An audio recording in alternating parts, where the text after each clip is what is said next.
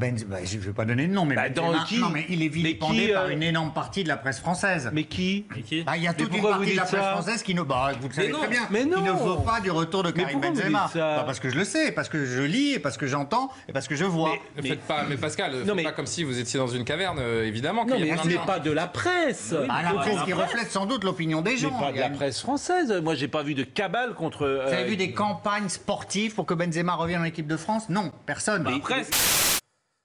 C'était un peu ambigu tout ça. C'est vrai que d'une certaine manière, ça paraissait comme un plan de com assez lourd, quoi. Tu vois, une grosse artillerie, invité donc chez nos confrères de Canal+, tapis rouge, standing ovation quand il arrive.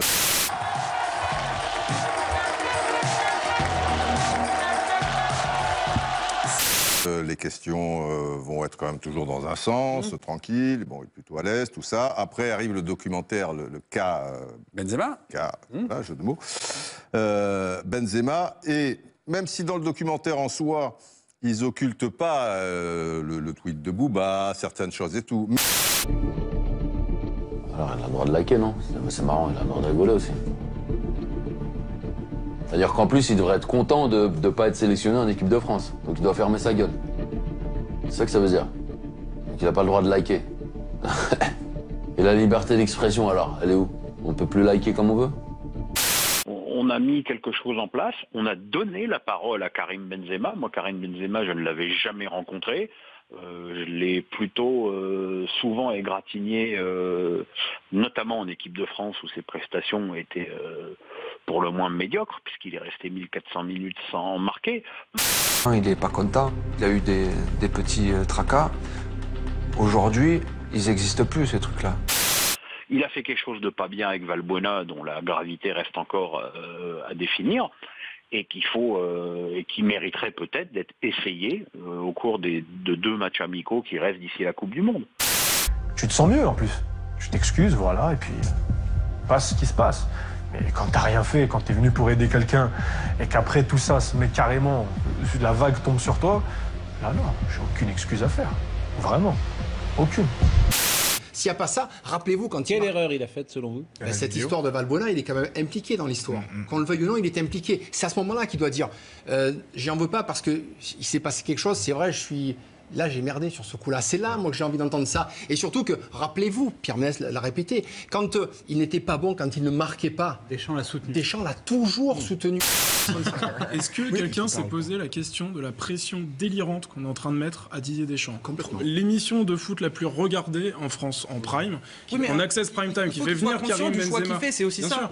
Et derrière le doc, et avec Deschamps qui voit ses amis de 98, Zinedine Zidane, dire bah non, mais je comprends pas pourquoi on le prend pas. Non, mais là, il y a... Bon, mais vous savez, le pire dans tout ça, c'est que même si Karim Benzema revient en équipe de France, mais c'est pas sûr qu'il soit performant. Un mot quand même sur Karim Benzema. Est-ce que dimanche soir, vous avez regardé le documentaire Le cas Benzema? Bien au contraire. Moi, vous savez, le seul cas qui m'intéresse en ce moment, c'est celui de Kylian Mbappé. C'est pourquoi dimanche soir, j'ai regardé TF1. Il y avait le film qui résume le début de carrière à Kylian. Mais quel film? Bien au contraire, Fast and Furious. Bon, t'es footballeur, on sait que t'es pas allé à l'école, tu vois, je veux dire, c'est un truc où... Ah ouais, j'ai pas été à l'école? Bah, ça se sent, quoi. Ah ouais, ça se sent. Comment ça se sent? Tu sais pas très bien t'exprimer. Je sais très bien m'exprimer, j'ai été à l'école. Montrer d'une manière formidable que l'arbitrage vidéo est impossible. Les deux qui sont dans la cabine, ils ont posé leur whisky à côté, puis ils sont en train de se taper parce qu'il y en a un qui dit penalty, l'autre pas. Ce sera pas sûrement pas. Je viens de lire un magazine où ils vendent une montre à 65 000 €. Pourquoi vous allez sur des sites Non, c'était un rasoir, il fait le shampoing. Dans notre journal quotidien sportif, le supplément, double page. Il est de dos avec son truc là, on dirait qu'il va s'envoler là. Je veux dire, je comprends rien. Non mais avec son signe distinctif, regardez les enfants là, son truc c'est ça. Faut que vous veniez tous les jours parce que je vous assure, ça va égayer nos plateaux en plus. Vous restez jusqu'au bout, ce qui est agréable. Comment dire Ligue Europa, hier soir, Patrice Evra dégoupille. Il décoche, vous allez le voir sur une image en plan large, cerclé de rouge, un violent coup de pied. Et ce Evra. Oh Evra. Mais tu deviens fou. entre tes vidéos à la con et ton geste d'hier. Mais attendez, non, là, je vous interromps. Arrêtez de mettre les insultes racistes à tout bout de champ sur le débat. Ça suffit. Alors, c'est intolérable. Okay. Non, c'est intolérable. Personne ne. Mais pourquoi vous partez? Parce que pourquoi? Moi, je donne aussi. Mais personne n'a dit. Alors, laissez-moi terminer mon truc. Mais ça suffit. Mais personne n'a dit que je vous dis. Mais ça va. Mais ça va de tout ramener aux insultes racistes. Quand toute votre vie, vous avez subi ça, de tout et que vous vous retrouvez dans un stade où vous vous faites insulter en permanence. Il est complètement cuit et je pense que le pire c'est qu'il est devenu fou en fait. Il est pas normal ce gars-là. On le voyait avec ses vidéos. Alors on a toujours fait passer ça pour oh il est délire le mec. Non, il est pas délire. Il est complètement à la ramasse totale. C'est obsessionnel de tout ramener au racisme. Là, c'est pas un cas de racisme. Je suis en train de développer quelque chose. Mais franchement, vous pouvez me laisser terminer ou pas? Et tu peux regarder mes vidéos, je disais putain, c'est bon, on a pris un mec d'expérience, là, ça va être aussi là, c'est qu'un mec d'expérience, on l'avait. Et tu chies dans la colle, Que quand je vois ce genre de choses, je veux dire par le dénommé Evra, que je dis, et je le dis régulièrement sur votre plateau, je n'aime pas Patrice Evra. Je ne l'aime pas, je ne l'ai jamais aimé de ma vie. Donc je vais vous dire, non mais attendez, comment ça veut dire que j'ai raison. Patrice Evra, pardon. Mais je veux dire, il est très gentil, il est bien élevé, bien habillé, il a une belle voiture. Bon, mec, il arrête le football maintenant, c'est bon. En garde, chevalier. C'est parti.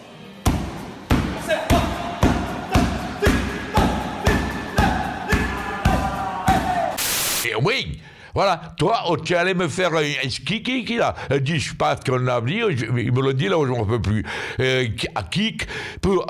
Dans la tronche, là tu l'as bien levé le pied là, tu pourrais pas le lever aussi haut là quand tu joues au ballon? Je pense pas être capable de faire ce genre de choses parce que il y a quoi qu'il arrive un respect à avoir. C'est-à-dire que là, outre le supporter, on est joueur de foot, on va frapper quelqu'un comme si moi dans la rue, je vais mettre un mec me branche, je vais le frapper comme ça. Enfin, j'ai pas eu l'éducation, mes parents m'ont pas élevé, éduqué comme ça. Je ne sais pas comment on peut péter un plomb à ce niveau-là, sauter la barrière, l'appeler et là ça part dans tous les sens. Donc c'est un mal-être, je pense qu'il est très mal, quoi. Ferguson, Roland Courbis, Ferguson, qui le met titulaire avec le brassard de capitaine, c'est quand même, il estimait qu'il était un bon défenseur et un bon contre-attaquant. T'es d'accord avec moi? Et Ferguson, c'est monsieur parfait dans sa carrière, il n'a jamais fait une connerie. Il ne s'agit pas de diaboliser Evra. Evra est un petit con qui a fait n'importe quoi depuis 2010. Voilà, c'est tout. Et je vous le dis devant tout le monde, écoutez les gars, si j'ai du respect pour vous, moi je n'ai aucun respect pour vous. Taisez-vous. Prenez votre retraite, laissez la place aux jeunes. Mais Fekir est exceptionnel. Comment? C'est du romantisme, ça. C'est Bruno Aoyo qui parle. Que ça de beau, le romantisme, le football. Des tâcherons comme Sissoko, j'en veux plus, moi, des mecs comme ça. Je veux dire, des marathoniens, c'est fini pour le ballon. Gratos. D'ailleurs, je suis gratos. Et toujours avec le sourire. C'est-à-dire qu'on va faire des sweats, on va faire des gifs, on va faire des trucs comme ça, on va faire plein de choses avec ton effigie qui a le sourire, avec écrit Ben Arfa, le joueur gratos. Je ne suis pas sensible à ce derby parce que j'ai pas grandi dans cette région et ce derby, on n'en parlait jamais avant, il y a 10-15 ans. Je dis pas que c'est un derby superficiel, c'est sans doute un vrai derby, mais dans le football français, dans le football français, ça n'a jamais été, tu vois, le match du truc, tout le monde se foutait de Lyon-Saint-Etienne, Saint-Etienne-Lyon. Il n'y aurait pas eu de réaction. Mais quand on voit les autres joueurs qui regardent les supporters et qui chambrent, en fait, il y a même, je crois que c'est Ferry qui est remplaçant, qui rentre sur le terrain. Et les gars, il y a 5-0. C'est bon. Provoquer tout ce qui... Non mais si t'as pas le droit de chambrer, on arrête le foot. Essayer de défendre un petit peu Fekir, tout en signalant que c'est un geste totalement déplacé et inutile. Il s'en est pas encore. On dirait Eden Hazard, par sa capacité comme ça à protéger le ballon avec ses fesses.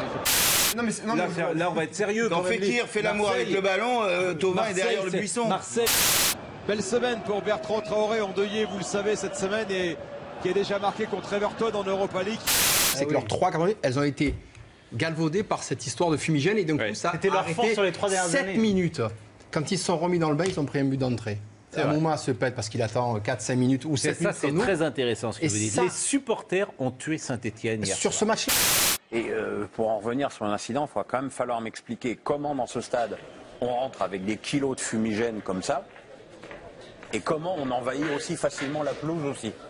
C'est vrai que ce sont des questions qui mériteraient d'être Parce qu'il n'y a pas qu'à éclaircies. rien qu'on se pose des questions. Parce que là, je vais me faire l'avocat du diable, mais normalement, les fumigènes sont interdits à l'entrée des stades. Et chaque week-end, on en voit, je ne sais pas combien, que ce soit à Marseille, que ce soit à Saint-Etienne. Mais comment c'est possible? C'est-à-dire qu'en fait, les mecs font pas leur travail, quoi. Pour le coup. C'est ça un derby, mais c'est ça un derby. Je suis plutôt d'accord, c'est pas non plus. Mais mine de rien, Voyez, Fekir là, il vient de rentrer dans l'histoire de Voilà, l'OM. dans 20 ans, on en parlera. On en parlera encore. Et ce qui est terrible, si je peux finir, ce qui est terrible, c'est que là, tous les mecs qui sont là à insulter Fekir, à dire c'est honteux. L'année prochaine, ou le match retour, quand il faudra vendre le derby, quelle photo va sortir en une pour faire la publicité de ce match? C'est celle de Nabil Fekir. Bon. Comment c'est possible? Comment on peut en arriver là? Quelle semaine vit-on? Quelle semaine de bêtises peut-on vivre?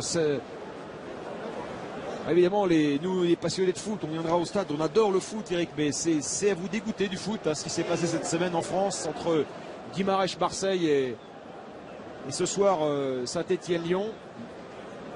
Ça renforcera tous ceux qui pensent que c'est un sport de beauf. Mais c'est pour ça que je parle de contexte. En Espagne, il n'y a pas d'ultra. Ils ont fait le ménage dans leur tribune. Vous allez au Real, à Barcelone, il n'y a rien. Ça ne bouge pas. On n'a qu'à faire la même chose en France. Ah bah là, c'est un autre débat. Ah oui, mais là, c'est un autre débat. Effectivement, c'est qu'à un moment, il faut interdire les gens de stade. Tous ceux qui sont venus sur la pelouse, interdit le stade. Oh là, c'est trop long. Non, non, c'est pas ça la chanson. C'est quoi? Ah oui. Vous êtes jamais allé dans un stade, Ah non, Pascal j'aurais Pro? jamais. Si en plus je devais aller dans un stade, si vous voulez, c'est plus possible. Pour évidemment, avec un tout petit peu de recul, on n'en a pas beaucoup, dire d'abord qu'effectivement, bon, le geste de Fekir est évidemment de trop, évidemment, on l'a condamné en direct, c'est pas non plus un geste d'une gravité exceptionnelle. Et l'envahissement de terrain non plus, il n'y a pas eu de violence, il y a eu quelques individus qui sont pétés sur le terrain et qui sont très vite retournés en tribune. SMS d'une source assez proche d'Atem Ben Arfa et manifestement bien informée qui m'indique que Atem Ben Arfa serait sur le point de signer à l'en avant Guingamp. Michael Madar, Ben Arfa à l'en avant Guingamp. Ce serait l'information de la journée. C'est un choix qui paraît surprenant. Très surprenant. Si tu veux, et peut-être qu'on a aussi notre part de responsabilité, parce que dès qu'il y a 2 défaites pour un entraîneur, c'est qu'il est nul, c'est que là, ça doit changer, que ceci, que cela. Et tout de suite, ça prend des proportions.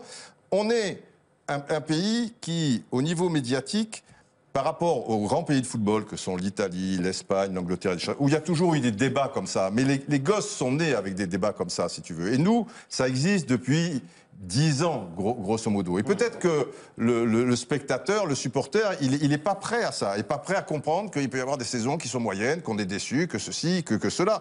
Parce que là, tout de suite... Pas des envahissements de pelouse, surtout, il y en a depuis avant 10 ans. Oui, oui. De ne pas recevoir un coup de fil de la Fédé en disant ce serait chouette que vous soyez là, les mecs. T'as déjà reçu une invitation de la Fédé pour assister à un match? Jamais. Milliard, j'ai envie de dire. De quoi? Ouais, c'est lancé, mec, c'est lancé. Ouais, c'est ouf. Tu vas les décrédibiliser. Aux joueurs, ça c'est pour l'anecdote. C'est ton ami? Il faut un club. Et tu le mets dans la merde. Qui lui permet de jouer tout de suite, d'avoir un match en jeu. J'aurais voulu voir Zidane et Cantona en 98 parce qu'avec Cantona, ça aurait été encore plus beau que les 3 bourrins qu'il y avait devant, Diomède, Guivarch et Dugarry, là, qui causent à la télévision, à la radio, qui fait juste rire. Je veux dire.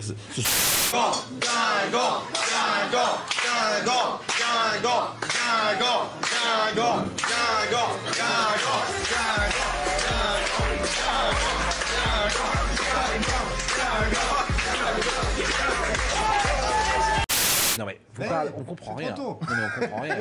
Mais pourquoi? Parce que vous parlez tous ensemble. Je veux dire, c'est la foire à neuneux. Tenez votre plateau, amis. On recevait cette équipe allemande. J'oublierai jamais ces moments-là d'angoisse, de tristesse, de larmes. J'oublierai jamais aussi cette formidable chaîne de solidarité qui a suivi cet événement, que ce soit en France ou hors de nos frontières. Et au nom du groupe France, que ce soit tout le staff et les joueurs, Je tenais à témoigner aux victimes et à leurs familles toute notre sympathie, notre compassion et notre soutien. Fais-moi plaisir, regarde les matchs. Je les regarde, mais pas vous, visiblement. Bon, là, il n'y a plus rien à dire. I am Jean-Michel Aulas and I do not approve this message.